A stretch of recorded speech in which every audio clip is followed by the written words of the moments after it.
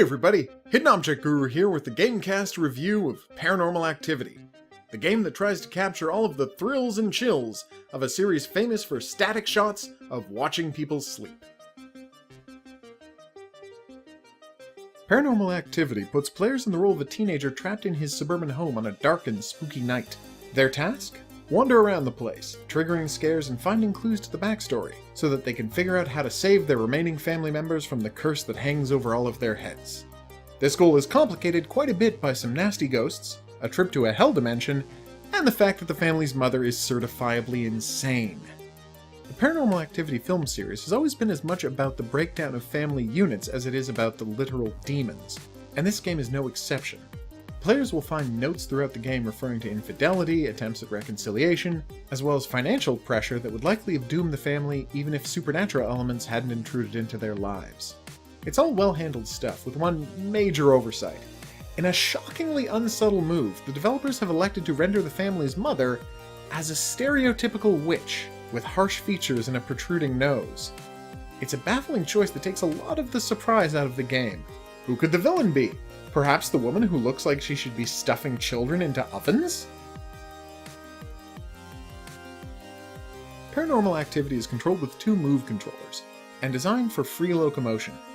Players press a button once to walk forward, tap and hold it to run, and turn using their heads or by rotating using a button on the second move controller.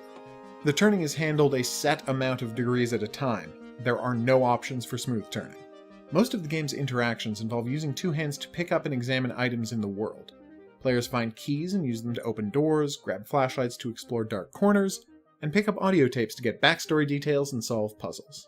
There's very little direct conflict in the game. The player is chased at one point, but they only have to walk down a short hallway to escape. More troublesome is the Black Spectre, who will randomly appear in rooms from time to time. Touching him leads to instant death, which can be a little frustrating since he appears with so little warning. This is only a huge problem on the hardcore mode, in which one death ends the game. Restarting isn't too much of a chore, however. Once the player knows where everything is, the whole thing can be beaten in about 15 minutes, meaning it shouldn't take too long to get back to where they were when they died. The game looks quite good for a PSVR title. The developers made a strong choice to set the game in a suburban home. It's a location that's fairly easy to convincingly render without building incredibly complex maps. Furniture and wall textures all look great, and while the other human characters suffer from waxy skin and dead eyes, that only has the effect of upping the creep factor significantly. The resolution was always good enough that I was able to read notes without any trouble. The only technical issue I had with the game was a recurring problem with doorknobs. It's difficult to place virtual hands directly onto doorknobs in the game's world, and if the player moves their hand too far forward they can still grab the doorknob, but the minute the door opens their hand will be teleported through to the other side of the door, which generally causes the door to immediately slam shut. It's an annoying bug that I was never able to find a decent workaround for.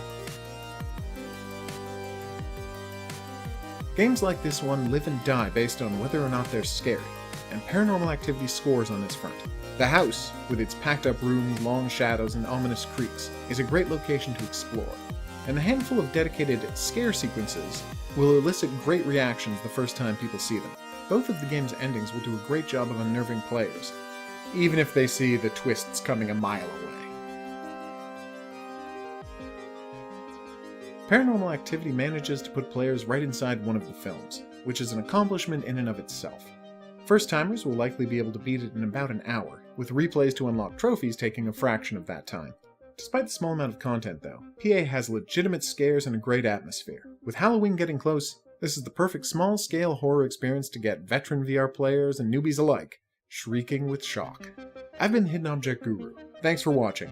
You can stay tuned for more Gamecast content or drop by the Hidden Object Guru YouTube channel for literally hundreds of other videos.